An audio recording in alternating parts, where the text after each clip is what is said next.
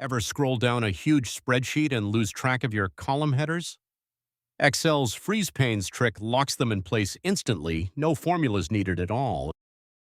You scroll through hundreds of rows, but your headers vanish off screen, so you keep scrolling back up just to remember what each column even means. Click the cell just below your header row and to the right of the labels you want locked.